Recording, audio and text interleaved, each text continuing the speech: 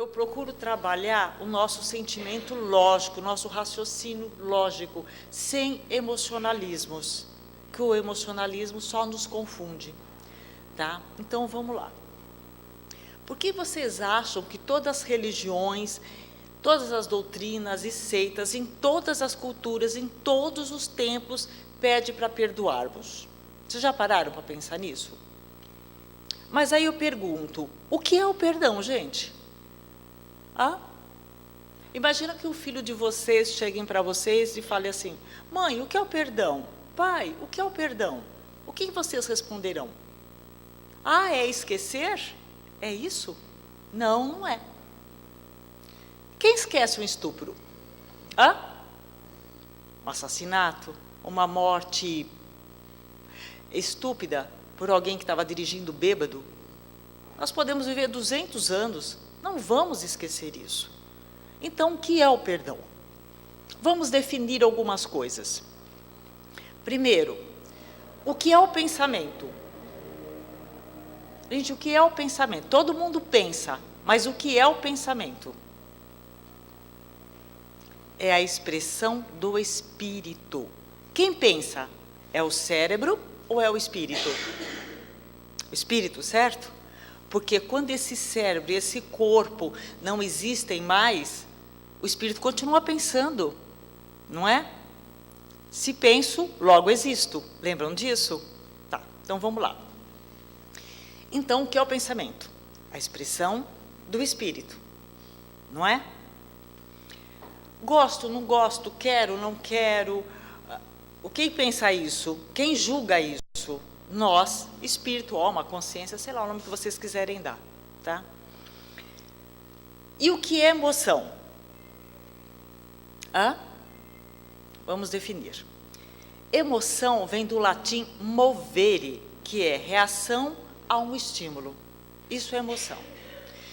Então, ele sorri para mim, eu sorrio de volta, certo? Ele me dá bom dia, eu respondo bom dia. Mas como eu vou responder esse bom dia? De acordo com a minha estrutura de personalidade, tá? Então, cada vez que eu penso, eu emito 3 tipos de energia, tá? Isso não é esoterismo, porque às vezes as pessoas falam, mas energia é esoterismo. Não. Qual é a definição de matéria? Energia desacelerada ou cristalizada, mas sempre energia. Então, nós vivemos no mundo das energias. Ficou claro isso? Não é coisa de espírita, gente. Se aprende isso lá no colegial, que nós fizemos ontem, né? Não se esqueçam. Então, vamos lá. Então, cada vez que eu emito um pensamento, eu deflagro 3 tipos de energia: emocional, intelectual e estrutural. Vou repetir: emocional, intelectual e estrutural. Emoção, como eu já disse, vem do latim movere, reação a um estímulo. Ele sorri para mim e me dá bom dia. Como eu vou responder a isso? O intelectual é o reflexo do nível cultural. Não quer dizer acadêmico, mas entra no acadêmico. Deu para vocês entenderem? Porque a partir do momento que eu tenho uma formação acadêmica, ela também está fazendo parte da minha personalidade, certo? Esse conhecimento que eu tive na escola também faz parte da minha personalidade. E estrutural. O que é? A minha estrutura de personalidade. Ponto principal da minha personalidade. É a somatória de tudo que eu aprendi e não aprendi em outras vidas e até hoje na minha vida. Vamos supor que eu seja uma pessoa mal-humorada, tá? Então, as minhas estruturas são meu perfil, a somatória, meu perfil psicológico principal. Eu sou preguiçosa, eu sou gentil, sou bondosa, sou raivosa, sou mal-humorada, sou colérica. Deu para entender? Isso é a minha estrutura de personalidade. E aí ele me dá bom dia e me sorri. Bom dia. Vamos supor que eu tenho uma estrutura mal-humorada. Que bom dia, tá mó frio. Deu para entender? Como foi a minha reação? Reação a um estímulo. Como eu sou mal-humorada, mal-humorado, certo? Se ele está desanimado e eu tenho uma estrutura de personalidade que eu sou bondosa, eu vejo que ele está triste e pergunto para ele, por que você está triste? Não, as coisas melhoram, tudo passam. Deu para entender? Então, a minha estrutura de personalidade, normalmente, ela define meu humor. Tá certo? Então, vamos lá. O que é o existir? Quando é que nós estamos existindo em alguma coisa? Quando eu concebo, percebo e sinto. Parece confuso, né? Vamos juntar tudo. Imagina o seguinte, eu moro em São Bernardo e estou vindo de lá, certo? E aí estou lá dirigindo tranquila e tal, aí de repente tomo uma fechada, certo? O cara me dá uma fechada, né? Aquilo já me deixa irada, porque a minha estrutura de personalidade é colérica, por exemplo. E aí, eu chego aqui, certo? Mas eu já vim de lá, a gente chama isso de obnubilando. Eu fico rodando naquilo, entendeu? Fico rodando naquilo. Aí eu apago a minha mente e só fico ali xingando o cara, a mãe da pessoa que me fechou e vou indo.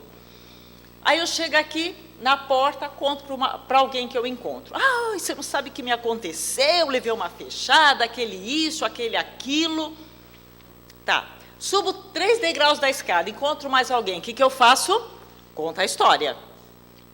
Eu estou emocionalmente existindo lá naquela fechada, tá? Vamos lá. Aí, faço a palestra, vou para casa. Chego em casa, encontro meu marido, o que eu faço? Conto para ele. E cada vez que eu conto, aumenta um ponto, né? Vocês sabem disso. Ah, porque ele quase bateu, que não sei o quê. Não estou preocupada se ele estava, se é um médico indo socorrer alguém, certo? Se é uma pessoa que está com dor de barriga, nada. Ele só é um, né? Bom, aí dali a 2 horas chega a minha filha. O que eu faço? Conto para ela. Vocês perceberam que eu estou percebendo, concebendo e sentindo? Eu estou existindo naquele momento. Tá certo? Aí, e eu não paro de pensar naquilo, né? Fico obnubilando, obnubilando. E aí, no dia seguinte, eu encontro a minha vizinha. O que eu faço? Conto para ela. Gente, quanto tempo durou a fechada? Hã? Fração de segundo? Foi isso? Que relevância ela teve para a minha vida? Nenhuma. Nenhuma. Quanto tempo eu fiquei existindo naquilo? Concebendo, percebendo e sentindo. Horas, dias. Então, o que é o perdão? Eu não perdoei aquela pessoa e eu fiquei existindo naquilo. Eu me tornei prisioneira daquela situação. Deu para entender? Vamos lá, um outro exemplo. Vocês imaginam que eu sou assaltada à mão armada, certo? Estou lá, andando para lá. É uma realidade no Brasil, certo? Eu sou assaltada. Claro, eu vou ficar com medo. No dia seguinte, eu preciso sair de casa de novo, como eu estou, com medo, natural, certo? Mas se eu permitir, eu não dominar esse medo, eu não parar de existir naquele assalto, daqui a pouco eu estou com síndrome do pânico. Deu para entender? Eu estou com síndrome do pânico. Eu dei um poder àquele assaltante que ele não tem. Eu dei. Percebeu? Porque eu fico lá, não, vou ser assaltada de novo. Eu estou o quê? Concebendo, percebendo e sentindo. Porque eu não perdoei. Eu fico existindo naquele momento. Consegui ser clara? Então, o que é o perdoar? É você deixar de existir naquele momento. Gente, é óbvio, emoção não tem botão. Eu não vou apertar, perdoei. Não. Certo? É trabalho. E muito trabalho dependendo da situação. Muito trabalho. É você tirar o seu foco, parar de obnubilar naquilo, que eu já lembra, obnubilar, você ficar rodando naquela condição, certo? Separar de obnubilar naquilo e se voltar para outro lado. Nós estamos enfrentando muito isso no desemprego atualmente. A pessoa lá foi demitida, é uma situação frustrante? É relevante para a vida dela? Claro que é. certo? Mas aí ela fica, eu não vou conseguir emprego. Eu não vou conseguir emprego. Ela vai fazer uma entrevista de que jeito? Amuada, derrotada. Aí o que acontece? O entrevistador vai pensar o quê? Eu não vou trazer essa pessoa para cá, porque ela vai contaminar todo mundo. Ela pode criar uma coisa chamada padrão comportamental do meio. O padrão, o nosso comportamento, nós influenciamos a família, a sociedade, a política e a política o momento histórico. Nossas atitudes. Até assusta, né? Mas é verdade. Nossas atitudes. Tá? Então, se eu tenho um comportamento calmo, compreensivo, se eu procuro ser uma pessoa que traz a união, eu vou influenciar a minha família, não vou? A minha família vai influenciar a sociedade, os meus filhos, o meu marido, certo? Eles estão soltos na sociedade e eu também. A sociedade faz o quê? O momento histórico, o momento político, e o momento político, o momento histórico. Então, cada atitude nossa, ela é extremamente importante para o meio que nós vivemos. Tá? Então, se eu fico existindo em algo, na raiva, naquilo, o que eu faço? Estou castrando uma mudança. Tá? Aí eu não aceito que eu fui desempregado. Claro que, como eu falei, é relevante para a vida de todo mundo. Aí eu vou fazer uma entrevista, eu estou lá desanimado, eu estou pessimista. Aí o entrevistador vai falar para mim o seguinte, vai pensar, né? Eu vou trazer essa pessoa desanimada, pessimista, o que vai acontecer? Ela vai criar o padrão comportamental do meio. Lembra que eu falei da influência? Vocês já perceberam que uma pessoa, por exemplo, que é muito otimista, ela chega, ela brinca com um, ela brinca com o outro, ela traz uma palavra de carinho. Quando ela sai, não parece que fica um brilho? Não é? Aí você fala, pô, mas essa pessoa tem uma energia boa, né? E aquele pessimista que tudo é ruim, ele também deixa um ranço, não deixa? E ninguém quer por perto, isso que é pior, vamos ser realistas, né? Dentro de uma empresa, de uma escola, dentro de uma família, ele pode criar um padrão comportamental do meio. E nós não podemos nos arrastar por esse padrão comportamental do meio. Nós temos que impor o padrão comportamental do meio. Deu para entender?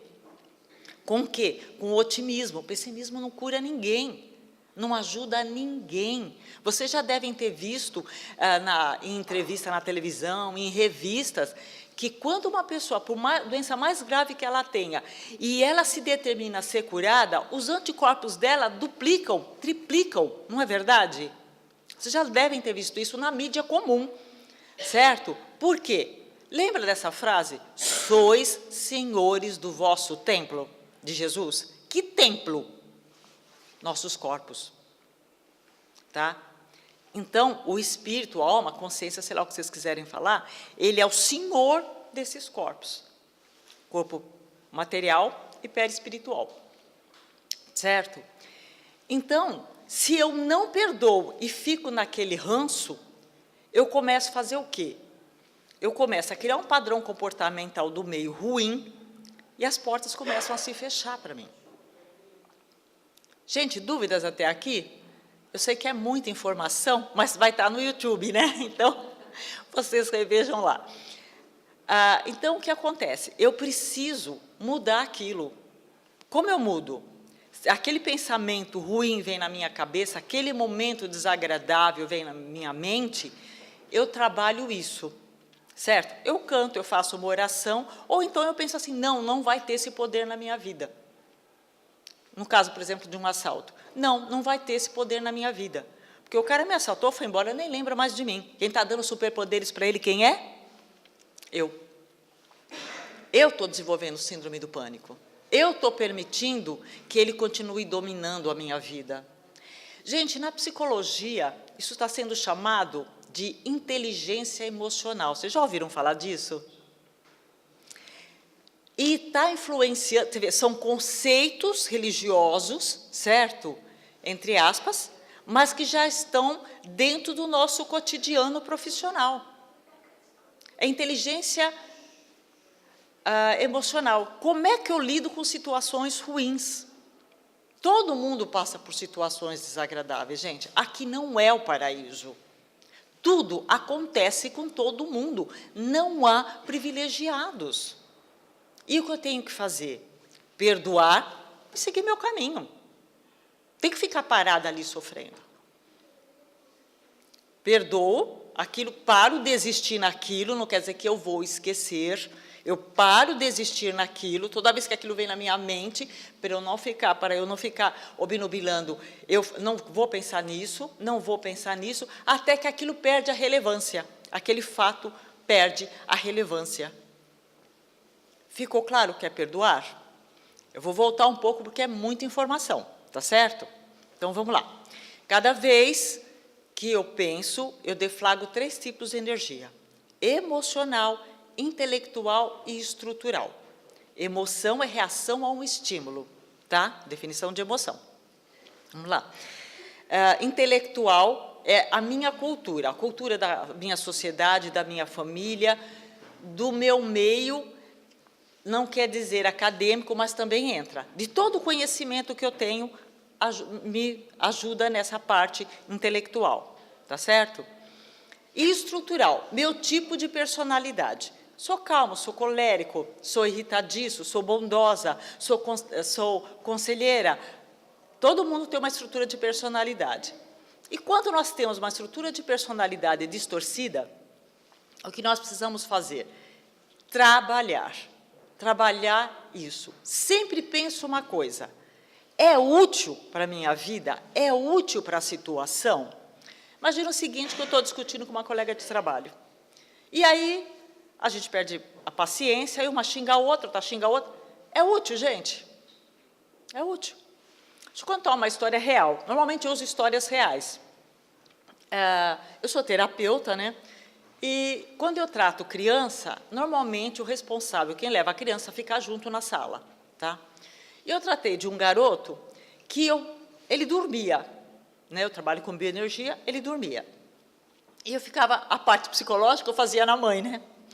Que eu ficava conversando com ela e tal. E um dia eu vi ela assim, muito chateada. Eu falei para ela: o que aconteceu? Ela falou: ai, menina, eu fiz um vexame onde eu trabalho, eu estou com tanta vergonha que estou com vontade de pedir a conta. O que aconteceu, né? Ela trabalhava no 7º andar e ela precisava de dados de um relatório de uma pessoa que estava no 3º andar. Aí ela ligou para a pessoa e falou: posso ir agora pegar esses dados e tal para fazer o relatório? E a moça pegou, colega de trabalho: pode vir. E ela, conversando já com a outra, puxou uma cadeira, e a hora que ela puxou a cadeira, tinha um celular carregando. E o celular, coitado, caiu no chão. A dona do celular veio irritadíssima, começou a xingar, vociferar, totalmente colérica, e o coitado do celular ficou lá sangrando, ninguém foi olhar para ele, certo? E as duas começaram a bater boca, no meio da sessão, certo? Tudo bem. Gente, vou fazer uma pergunta para vocês. O problema foi o celular? Não. Ninguém foi olhar o que tinha acontecido com o celular. O que aconteceu com o celular? Nada. Nada.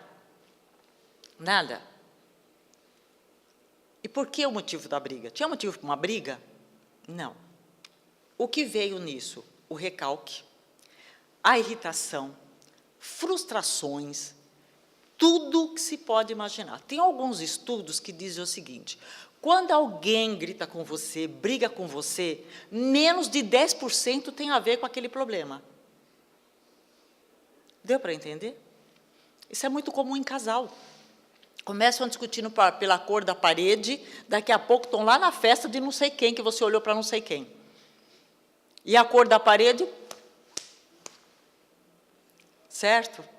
Eu quero amarelo, quero vermelho. Será que não tem bom senso, uma cor, nesse leque de centenas de cores, milhares de cores, uma que os dois gostem? Por quê? Não vai para a solução. Pensem sempre, quando vocês forem discutir com alguém, se a pessoa é colérica, fica de boca fechada. Não adianta você brigar com um colérico. Por isso que é chamado de surto na psicologia, porque é um surto mesmo. Ele não ouve. Então, não é útil. Serão faladas coisas que que vão magoar um e o outro, certo? Sem contar que o nego às vezes fica lá obnubilando, né? Existindo. Ah, porque você me chamou de burra. Ah, porque você não sei o quê. E quando você está no meio de trabalho que você tem um chefe colérico? Diga-se de passagem, as empresas de médio e grande porte já estão fazendo testes já há alguns anos de inteligência emocional. Tá? Imagina um chefe que a secretária faz alguma coisa que ele não gosta, simplesmente ele não gosta. Não é que está errado. E mesmo que tivesse errado, de quem é a obrigação de ensinar? Dele, certo? E ele começa, você é uma burra, você não entende nada, como você vai fazer um negócio desse? De quem é o problema, gente? Dele, ele é um descontrolado. Como vai trabalhar essa secretária? Feliz da vida? Vai vestir a camiseta da empresa? Não, não vai. E o que é dentro de uma empresa uma insatisfação pessoal de um funcionário? Prejuízo financeiro. Prejuízo financeiro. Então, o que está acontecendo? Às vezes a pessoa é ótima como profissional, mas não tem inteligência emocional. E o que acontece? É cortado. Simplesmente é cortado. As empresas estão cortando essas pessoas. Porque ela cria um padrão comportamental do meio ruim. E por que ela é colérica? Porque ela não perdoa nada. Não perdoa nada. Nada. Tudo ela surta. Eu tenho um livro chamado Além da Razão. Não sei se vocês sabem, eu sou uma médium psicógrafa, né? Eu não trouxe, mas esse livro, Além da Razão, ele fala sobre o colérico. Tá certo? Como é o relacionamento com o colérico, o que fazer no relacionamento de um colérico, porque é difícil lidar com um colérico. Certo? E eles estão na nossa família, no nosso meio de trabalho, estão distribuídos por aí para todo mundo, né? Para eles aprenderem com o nosso equilíbrio, certo? E nós sabermos que nada daquilo deve ser feito para ninguém, tá? Porque o colérico, ele não lida com a mínima frustração, ele surta, literalmente surta, e não adianta discutir com o colérico. Aí, quando junta dois coléricos, é inutilidade total. Inutilidade total, porque um só quer ofender o outro, agredir o outro, tirar aquela raiva. E é claro, certo, nós somos espíritas, temos essa informação, os obsessores entram no rastro para piorar um pouco mais, né? Mas veja bem, o obsessor, ele não inventa nada, ele só exacerba, só. Ele não inventa nada, ele não vai fazer alguém que não seja ladrão a roubar, não vai fazer alguém que não goste de beber, que bêbado e fica alcoolizado. Tem que ter um padrão de afinidade, um ponto de conforto entre os dois. E ninguém obriga ninguém a fazer nada. Nem o plano espiritual superior, nem o plano espiritual, vou chamar de inferior, em nível evolutivo, tá certo? Mas não quer dizer que eles tenham menos conhecimento. Eles têm, não usam. É diferente. Tá certo? Gente, dúvidas até agora? Não? Não. Então, eu quero muito que vocês decorem isso. O que é o existir? É você conceber, perceber e sentir. Certo? Então, se eu fico presa a uma situação, eu estou concebendo, percebendo e sentindo. Mesmo que tenha sido há milhões de anos atrás, eu estou ali presa. Quanto a uma outra história para vocês, que eu acho muito ilustrativa, um dia eu estava conversando com uma pessoa do meu relacionamento, a quem eu gosto muito, e ela começou a comentar comigo que ela tinha uma cunhada, veja bem, ela já é sessentona, a cunhada é uns 2, 3 anos mais nova do que ela, certo? Ela também já beirando os 60. Que quando ela começou a namorar com o atual marido dela, ela tinha 19, a cunhada tem uns 16, 17. E a moça, acho que com ciúmes do irmão, as duas brigaram, certo? Brigaram feio, uma xingou a outra, nunca mais se olharam na cara, certo? Olha a situação que elas criaram.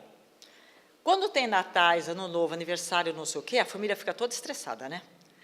põe uma lá, outra aqui, distante, com medo que elas voltem a brigar. Elas são as mesmas pessoas? A cunhada dela é casada, tem filho, também está quase dos 60. Acho que ela ainda tem ciúmes do irmão? Tem? Não. E sabe o absurdo que ela me disse? Cada vez que eu penso nela, eu não esqueço uma palavra do que ela me disse. O que ela fica fazendo? Existindo no negócio há mais de 40 anos atrás. Certo? E é útil? Nem são as mesmas pessoas mais. Eu falei para ela, você não tem vergonha na cara? Eu falei, era para vocês darem risada dessa situação. Foi uma situação ridícula. Foi ou não foi? Era para darem risadas. Não, não se falam. Cria um estresse na família. Uma está de mal com a outra, outra não fala, não convivem. E aquelas situações de casamento, de fim de ano, que a família se junta, uma não olha na cara da outra, cria clima ou não cria? Claro que cria clima ruim. Porque a família fica com medo que as duas se peguem de novo. E não são mais aquelas pessoas. Ela não tem mais 19, ela tem 60. Por quê? Porque não perdoaram, entendeu? Não se perdoaram. Ela, pelo menos, não. A cunhada, eu não sei, que eu nem conheço. Não se perdoaram. E estão numa situação ridícula. Ridícula, gente, isso. Sabe? E estressando a família toda. É inteligente? É útil? Ajude em alguma coisa? Não. Os primos, como que ficam? Como? Os primos. Nossa, não convivem. Isso que eu estou falando, é uma coisa muito grave para a família. Elas tiram a harmonia no Natal, tiram a harmonia no Ano Novo, elas tiram a harmonia não vão em festa de aniversário de um e de outro. A família se fala. Sabe? Eu falei, que coisa ridícula isso. Na hora, ela falou assim, como assim ridículo? Eu falei, ridículo isso. Era para vocês estarem dando risada. São outras pessoas. Já não tinha motivo para brigar lá. Mas tudo bem, vamos colocar na conta da imaturidade, certo? E agora? Estão lá existindo. Uma não pode... Ela falou assim, eu não esqueço uma palavra do que ela me disse. Olha, juro por Deus, eu vou dar um tapa na cara dela. O meu lado negativo da força, sabe? Eu vou bater nessa mulher.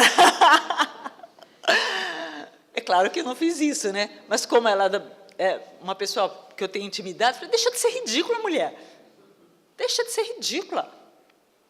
Como assim? Eu falei, não é motivo para vocês brigarem. Olha o que vocês fazem ao meio. Criam um padrão comportamental do meio. Deu para entender? E no Natal? Quando é na casa da minha sogra, a gente nem se fala. Uma não olha na cara da outra, mantemos a distância, uma senta na ponta da mesa, outra senta na da outra. Sabe? E se vocês pararem para pensar, mesmo na vida de vocês, espero que vocês não tenham situações parecidas. Deixa de existir naquilo. E o pior, passa para a próxima vida, aquela antipatia idiota. Gente, vocês são as mesmas pessoas de 5 anos atrás? Tomara que não. De 10 anos, de 20 anos atrás? Menos ainda. Menos ainda. Porque não perdoou. E tem uma coisa mais grave. Cada vez que nós emitimos um pensamento, nós modulamos nosso perispírito. Tá certo? Modulamos nosso perispírito. O perispírito, todo mundo sabe o que é perispírito? Ele é pulsante, certo? E ele tem um ritmo. É esse pulsar que dá ritmo aos nossos átomos. Como eu modulo, pensou, modulou, certo? O que acontece? Eu acabo trazendo doença para mim. Acabo trazendo doença. Ganho como prêmio trazer doença para mim. Porque causa um estresse, né? No caso dessas duas, cada vez que todo ao longo desses anos, e vai continuar, né? Porque eu não vou olhar para a cara dela. Então, gente, dúvidas? Sempre se perguntem, é útil? Fui assaltada, eu vou dar o poder para aquele marginal dominar a minha vida? Eu vou entrar na síndrome do pânico, eu estou dando superpoderes para ele. Ele nem lembra mais de mim. Não, não vai. Deu para entender? Não, não vai. Vou sair na rua e se eu for assaltada de novo, paciência. Certo? Mas não vai ter esse poder sobre mim. Isso é determinação. Vou repetir, Jesus, sois senhores do vosso templo. Dúvida? Não? Foi claro? Para mim, você foi. Nossa Senhora. Obrigada. É essa pessoa que você está falando, sou eu. Jura? Nossa Senhora. Mas agora você viu com clareza, né? Não é. Não é. E a briga das duas foi relevante?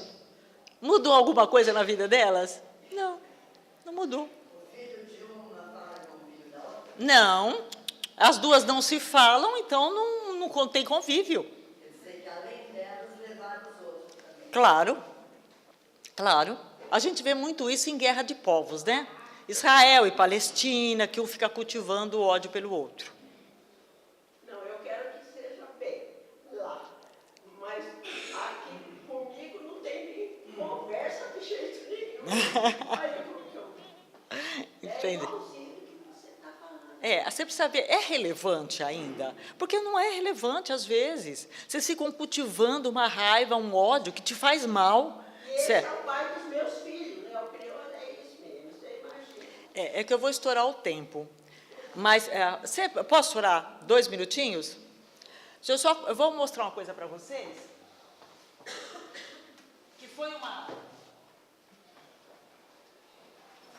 uma revista Veja, que saiu há um tempo atrás. Não sei se vocês viram. Corpo e Mente.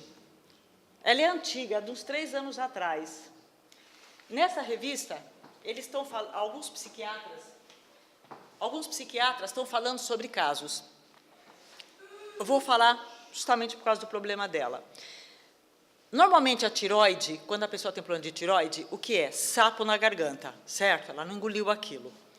E eu vou escolher um dos casos que eles estão citando aí, são psiquiatras, não são espíritas, que às vezes a pessoa fala, é coisa de espírita. Não é.